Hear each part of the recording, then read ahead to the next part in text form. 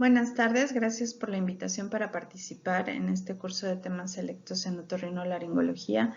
Yo soy la doctora María Fernández, laboro actualmente en el Hospital Central Ignacio Morones Prieto, en San Luis Potosí.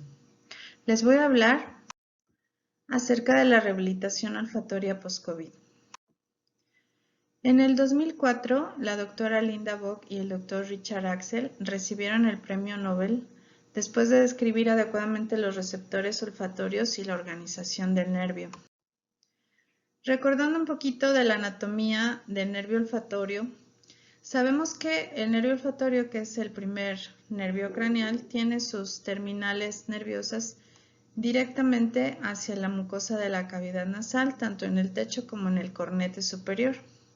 Cada una de estas dendritas tiene terminales en los cilios que van a captar los odorantes, que son aromas que se encuentran en el medio ambiente y que tienen que ser disueltos en el moco dentro de la cavidad nasal para que se puedan adherir a cada una de estas terminales nerviosas.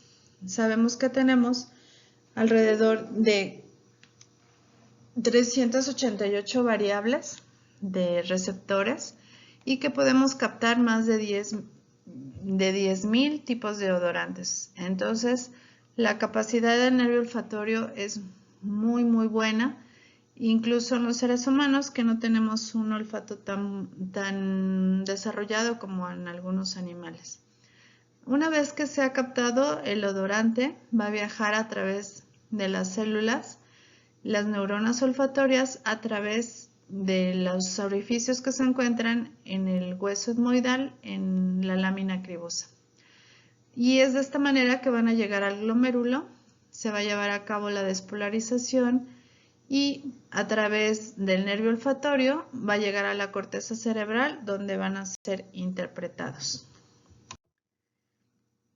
Para que se lleve a cabo la olfacción junto con el sentido del gusto, pues van a participar algunos otros nervios como el glosofaringeo y el nervio trigémino, el nervio facial. El nervio olfatorio tiene además esta capacidad que nosotros podemos no solamente captar los olores a través de la nariz, sino a través de la retrofaringe. De esta manera, el nervio olfatorio permite que podamos captar tanto olores del exterior como olores que vienen de nuestro propio cuerpo.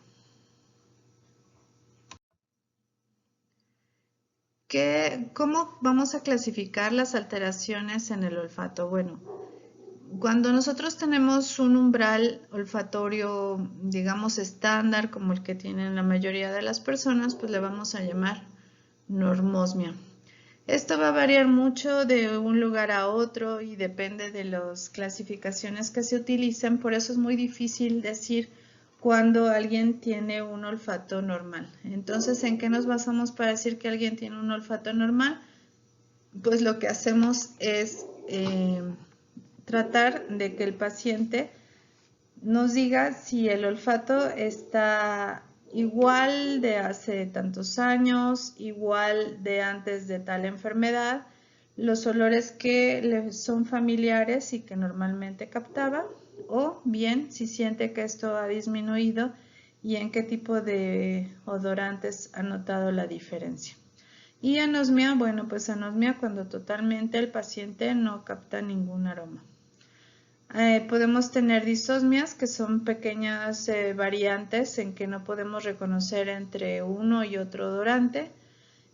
Parosmias, cuando captamos el olor de algún alimento, por ejemplo, pero no logramos delucidar, por ejemplo, si es limón o es lima, y así cambios sutiles que el paciente va a notar.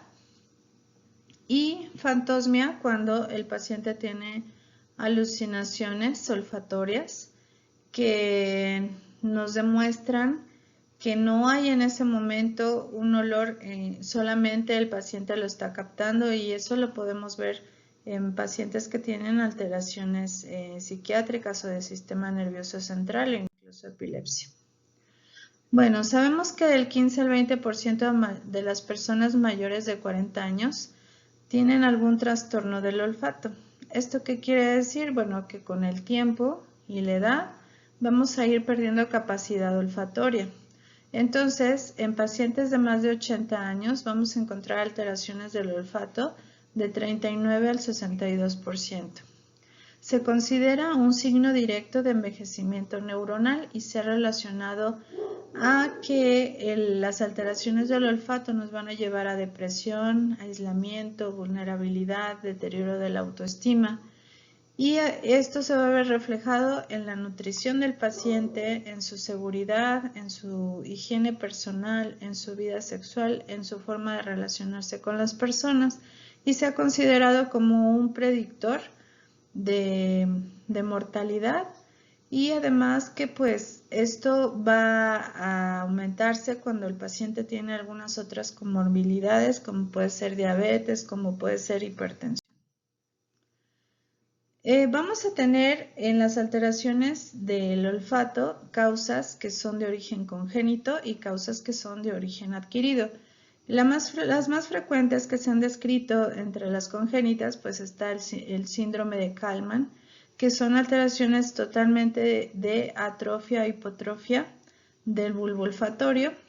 Hay una anosmia familiar que también se ha descrito, síndrome de Turner. Esas son las más frecuentes, hay algunas otras más raras, ¿no? Y en las adquiridas, pues las virales van a ser muy frecuentes, pero también el trauma y algunas otras que pueden ser temporales o pueden ser pasajeras, como la presencia de rinitis alérgica, rinosinusitis crónica, poliposis nasal, iatrogenia quirúrgica por alguna cirugía de senos paranasales, enfermedades neurovegetativas, el tabaquismo, la exposición a tóxicos y también la presencia de neoplasias. De las nasosinusales, las más frecuentes, pues aquí ya se las enumero: rinosinusitis, rinitis alérgica, hipertrofia de cornetes, pólipos y neoplasias. Y de las posinfecciosas vamos a encontrar que el virus de la influenza también puede causar grandes daños en el nervio olfatorio para influenza, rinovirus, coronavirus y algunos otros. En el trauma, en el traumatismo, se ha visto que el 7% de todos los traumatismos craneofaciales pueden presentar alguna alteración de olfato y que esto se considera como mal pronóstico. Hay algunas otras causas como el alcoholismo muy avanzado y sobre todo si está relacionado a tabaquismo, también nos puede causar estos deterioros olfatorios. Las enfermedades neurodegenerativas como el Parkinson, el Alzheimer, la esclerosis múltiple y también otras que son muy comunes en nuestro medio, como es la diabetes, el hipotiroidismo, la insuficiencia renal crónica, la deficiencia de vitamina A, de vitamina B12 y fallas hepáticas, alteraciones psiquiátricas como la esquizofrenia y algunas exposiciones a toxinas y también algunos otros químicos nos pueden llevar a las alteraciones del olfato. Esto es importante porque podemos tener alteraciones del olfato de tipo ocupacional, por ejemplo, en las personas también que trabajan con productos de belleza o con tintes, etc. Vamos a hacer este estudio o un diagnóstico por tomografía cuando estamos sospechando desviaciones septales y todo lo que habíamos comentado anteriormente, específicamente la integridad de la fosa craneal, sobre todo cuando hay antecedente de trauma o de una cirugía endoscópica. Y vamos a dejar la resonancia magnética cuando estamos sospechando alguna enfermedad neurodegenerativa. Entonces, en estos casos que estamos viendo, un caso de fractura que llega a lesionar alguna de la parte de la vía del nervio olfatorio y también la presencia de neoplasias que también nos pueden ocasionar este tipo de alteraciones. Recordar que también hay medicamentos que pueden alterar el olfato y de estos son muy variados. Por ejemplo, aquí tenemos diuréticos, hipoglucemiantes, bloqueadores de los canales de calcio, AINES, antiarrítmicos, antidepresivos, antiepilépticos, en fin, ¿no? Entonces es muy importante hacer una anamnesis adecuada para poder llegar al diagnóstico y sobre todo encontrar esta causa-efecto, ¿no? Entonces, si por ejemplo tenemos un paciente que refiere que estuvo expuesto a ciertos químicos, bueno, pues todo eso se va a poder determinar a través de la anamnesis. Es importante hacer una exploración nasal adecuada y bueno, pues en las pruebas diagnósticas podemos incluso realizar un kit artesanal para tener en el consultorio, sobre todo ahora que el COVID hace que en los consultorios de primer contacto se vean muchos pacientes infectados o con condiciones post-COVID. Entonces podemos tener algún kit muy sencillo para poder detectar algunos aromas en el paciente, que el paciente pueda detectarlos. Entonces podemos hacer pruebas de identificación, o sea, que nos diga, por ejemplo, si esto es olor a quemado, si es olor floral, o sea, algo muy sencillo y que además sea muy conocido para el paciente. Pruebas de discriminación entre un alimento y otro, por ejemplo, o entre algún hierba de olor y otra. Y también la percepción, es decir, si el paciente está o no percibiendo el aroma. Desde ahí ya podemos nosotros encontrar algún problema de hiposmia. Existen algunas otras pruebas que son pruebas objetivas que generalmente se hacen por cuestiones muy específicas, que son resonancias magnéticas funcionales, o podemos también hacer potenciales olfatorios evocados o PETs. Estos pues generalmente se hacen incluso para cuestiones experimentales. Bueno, sabemos que hay olores primarios que se pueden tomar, digamos, como alguna base, como puede ser la madera, el floral fragante, el mentolado, que también lo refieren como refrescante, dulce, quemado, cítricos, y los nauseabundos, o sea, los que no son agradables, pero que pueden ser muy importantes, por ejemplo, para los pacientes que tienen parosmia, ya que algunos pacientes todo lo captan en un solo aroma, que pueden decir que todo huele a quemado, por ejemplo, que todo huele mal, y obviamente esto va a repercutir en su estado nutricional y en su calidad de vida. El estudio para realizar la detección de hiposmia, anosmia o alguna parosmia se le llama olfatometría y está basado en detección, identificación, en detectar también la intensidad o si es un aroma que puede irritar, si causa frescura, si causa placer, y siempre se trata de que sea por identificación forzada. ¿Esto qué quiere decir? Pues que vamos a cubrir los ojos del paciente para que el paciente no sepa lo que se le está presentando. ¿Por qué? Pues porque tenemos una memoria olfatoria muy poderosa y esto puede hacer que lo relacione si lo está viendo.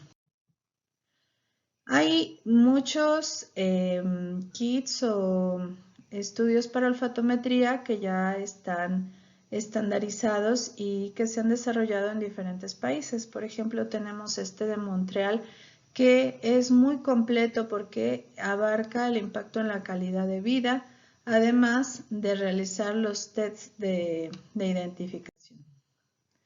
Hay otros más, por ejemplo que es el de Sniffing Sticks. Esto va a ser identificación, discriminación y percepción. Este fue desarrollado en Alemania, también está estandarizado y está validado en varios países. El Barcelona Test, que también es muy completo, que trae encapsulados los odorantes y que se puede utilizar en varios pacientes. Este otro que también está validado y se utiliza muchísimo, que es el de Pensilvania, y que tiene esta forma de plumas para que el paciente pueda identificarlo, y además pues este se puede utilizar bastantes veces, no se tiene que desechar inmediatamente. Les comento esto porque pues estos kits son muy caros y no son tan fáciles de conseguir, entonces estas características que tienen son muy importantes para su uso. Aquí les puse algunos otros que también se utilizan, que pueden ser de rascado o pueden ser de pluma, de discos. Y bueno, como ustedes verán, solamente uno, el de Alemania, que es el Sniff Sticks, es el que está validado en niños. Sin embargo, pues todos son de utilidad para detectar este tipo de problemas. Y además de esto, pues nos pueden ayudar también a determinar si el paciente tiene un estándar colectivo. ¿A qué nos referimos con esto? Por ejemplo, en una cierta población, cuáles son los odorantes más identificados que en otras poblaciones, ¿no? Entonces aquí vemos que hay de Estados Unidos, de Suiza, de Alemania, de España. Y bueno, lo que también les comentaba, que también se puede llegar a hacer de forma más objetiva algún otro estudio, como puede ser la resonancia magnética funcional, pero que definitivamente en nuestro medio pues no se va a hacer de rutina, ni mucho menos. También tenemos que tomar en cuenta que los trastornos del olfato pues se van a relacionar con los trastornos del gusto, como este es el caso en el COVID-19, que generalmente van a ir acompañados ambos. Y bueno, pues los trastornos del gusto son rarísimos que se encuentren de forma primaria, sino generalmente van a estar relacionados a una causa secundaria, como puede ser tabaquismo, radioterapia, quimio, diabetes mellitus, que va pues a alterar toda los terminales nerviosas. Y también podemos encontrarlo en algunas iatrogenias, por ejemplo en anestesiología, en deficiencias de zinc, aunque esto no está totalmente estandarizado o probado. Y bueno, pues en el caso del COVID-19 lo podemos encontrar hasta en el 50% de los pacientes que tienen alteraciones del olfato. En el caso de las alteraciones del gusto, pues también tenemos algunas pruebas que se pueden utilizar, que no las vamos a ahondar aquí porque no las tenemos a la mano ni se hacen de forma de primer contacto, pero bueno, está la electrogustometría, la quimiogustometría y algunas otras evaluaciones subjetivas a través de cuestionarios. El tratamiento para los trastornos del gusto va a depender sobre todo de la patología o la etiología que los está causando, como puede ser evitación de medicamentos, suplementación con zinc, saliva artificial, estimulantes de salivación, higiene dental, etcétera, e incluso atención psiquiátrica, porque sabemos que estos pacientes pues van a estar muy afectados en su calidad de vida. De esta forma también los trastornos del gusto se pueden clasificar en cuantitativos y cualitativos, dependiendo de cuál es el grado de afección y también el tipo de sensaciones que el paciente esté presentando. Los trastornos del gusto, sobre todo cuando van unidos a los de olfato, pues nos van a llevar a anorexia, pérdida de peso, depresión, pobre calidad de vida. Y bueno, también tenemos algunas formas de saber la severidad a través de algunos cuestionarios para determinar el grado de pérdida. En cuanto a la evidencia de trastornos del olfato relacionados a COVID-19, pues se han hecho algunos estudios, hay bastantes estudios que surgieron entre el 2020 y el 2022. Lo importante en recalcar es que la prevalencia de alteraciones en el olfato pues resultó ser altísima en todos los estudios. Aquí les puse algunos de estos estudios. Algunos pues no tienen así como que un soporte estadístico muy importante. Por ejemplo, fueron algunos de entrevista. Sin embargo, hay otros que sí fueron con unas muestras importantes de pacientes, como el que se realizó en Irán con 10,000 pacientes. Y en todos estos estudios podemos ver esa alta afinidad del virus hacia el nervio olfatorio, encontrando desde alteraciones en el 85%, en el 35%, todas son muy elevadas, ¿no? Tanto de ir con trastornos de gusto y olfato, como con solo de olfato, padeciendo hiposmia, anosmia. Y bueno, aquí en algunos de los estudios también se determinó el grado de problema del gusto, pero no en todos, ¿no? En algunos sí se hizo y en algunos otros no.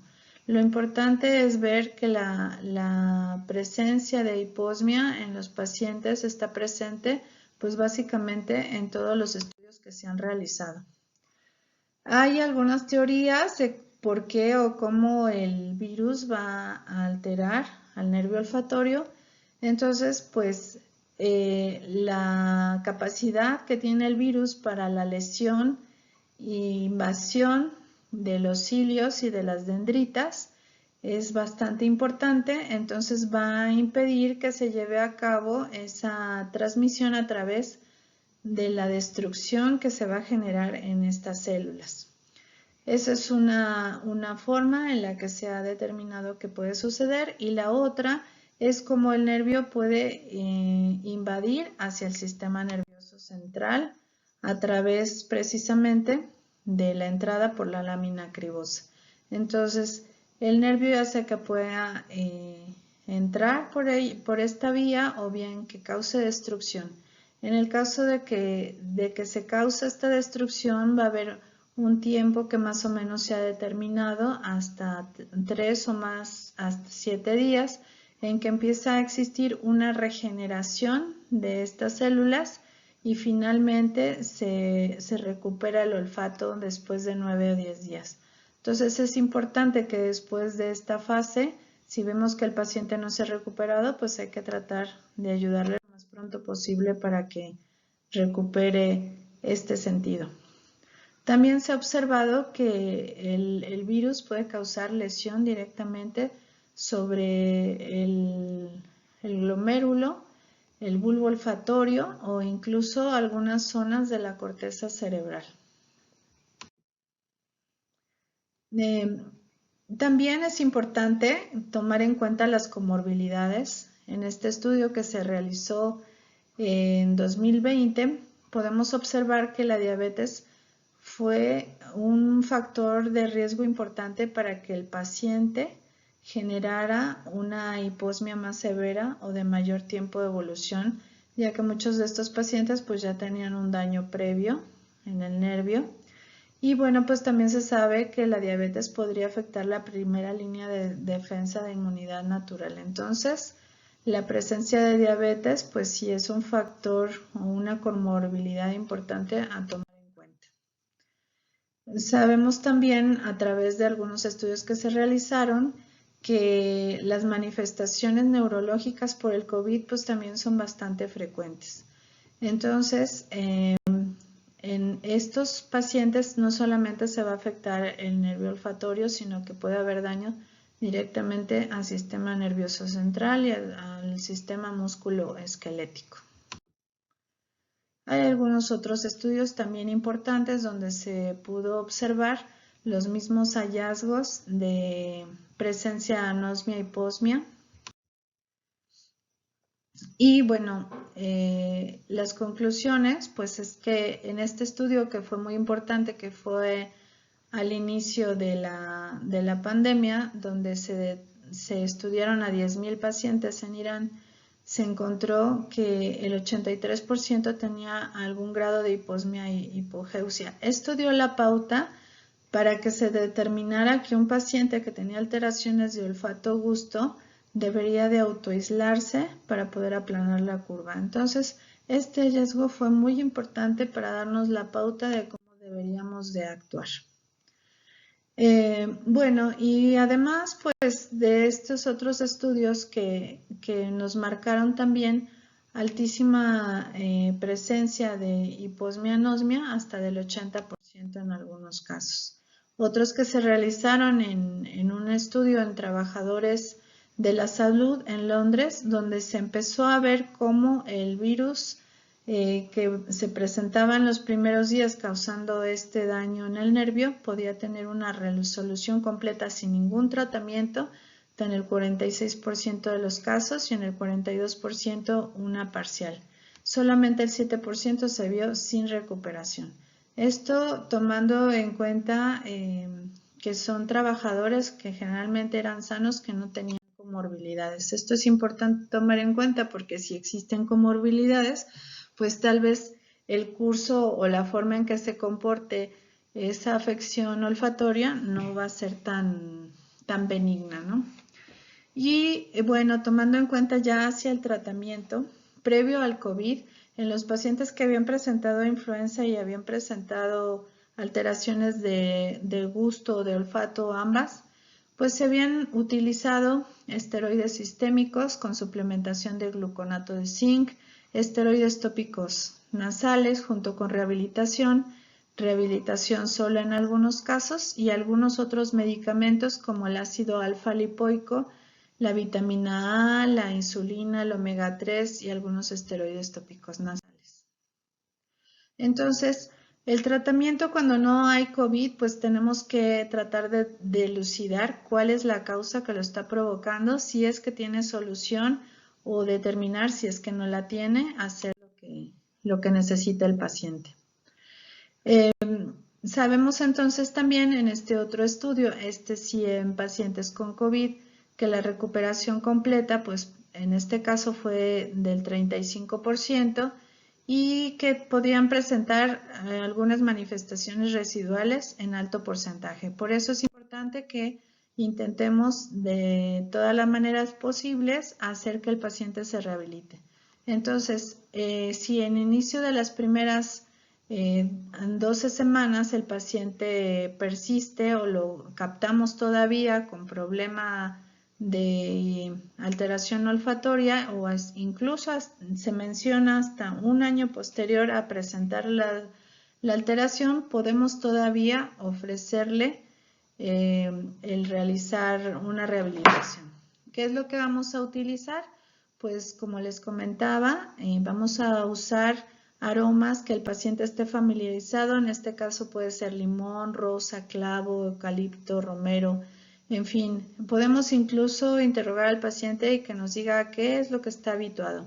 Hay que hacerlo 3 veces al día, un periodo de 6 a 12 semanas e incluso algunos artículos dicen que todavía más tiempo puede ayudarnos a que se estabilice y que no haya recaídas. Hay algunos tratamientos que no tienen un sustento científico muy claro, como puede ser el zinc, la vitamina D, la vitamina A. Aquí aclarando que se ha utilizado más para trastornos de gusto que para trastornos de olfato en años anteriores. Ahora pues se ha utilizado mucho el zinc, pero no está muy claro si es de utilidad o no. Se sugiere darle seguimiento a los pacientes a largo plazo, por lo menos 12 meses, y vigilar si aparece alguna otra sintomatología, ya que también puede ser que el paciente ya tuviera hiposmia y no lo hubiera notado o haya empeorado con el COVID y en realidad tenga otro problema, ¿no? Entonces, esta que les comentaba, ¿no? De que tomar en cuenta que estos pacientes pueden tener alteraciones residuales, no precisamente como tal una anosmia, hiposmia, pero sí algunos otros síntomas más leves. También se ha hablado del uso de esteroides nasales para ayudarnos con esta sintomatología, entonces podemos utilizar también la budesonida, la fluticasona, ya sea en propionato, en furoato, y también en combinación con la celastina, la mometasona y la beclometasona, ¿no? Aquí les están las dosis, que puede ser 1 o 2 dosis, y dependiendo de la seguridad de cada medicamento, pues podemos extender el tiempo a 1 mes, a 3 meses, pero ya estés de acuerdo a cada uno de los esteroides que decidamos utilizar. Y también podemos utilizar los lavados nasales, que pueden ser de ayuda, sobre todo si los combinamos con el esteroide. Entonces, que este lavado no sea muy agresivo, pero podemos utilizar soluciones salinas, que pueden ser hipertónicas, pueden ser isotónicas, Y se recomendaría sobre todo cuando el paciente está todavía con mucha hipersecreción de moco, generalmente relacionada con el virus. Seguir recomendaciones generales para los pacientes que tienen problemas olfatorios, de revisar que no tengan fugas de gas, cuidar la higiene personal, evaluar la calidad de vida de estos pacientes y solicitar apoyo psicológico cuando la severidad lo amerite, sobre todo en los pacientes que tienen parosmias. Es importante también tomar en cuenta que estos pacientes pueden tomar alimentos en mal estado por su condición. Es importante, sobre todo si son personas grandes, que no se les deje solos y tratar de mantener un ambiente más seguro, ya que pueden tener accidentes graves porque la misma alteración olfatoria lo lleve a eso. En nuestra experiencia hemos hecho 2 estudios. El primero no estuvo relacionado a COVID, fue hace muchos años, en donde buscamos una relación entre hiposmia y tabaquismo en estudiantes universitarios y vimos que si a mayor cantidad de tabaco había mayor grado de hiposmia. Esto es importante porque los pacientes que tienen estas alteraciones en el post-COVID, pues hay que tratar de que dejen el tabaco o por lo menos lo reduzcan al máximo que se pueda. Y en el segundo estudio que realizamos, este reciente, y sí lo hicimos en pacientes con COVID, lo hicimos a través de unos cuestionarios en línea y buscando la relación de hiposmia-anosmia con la severidad de la expresión de la enfermedad por el COVID.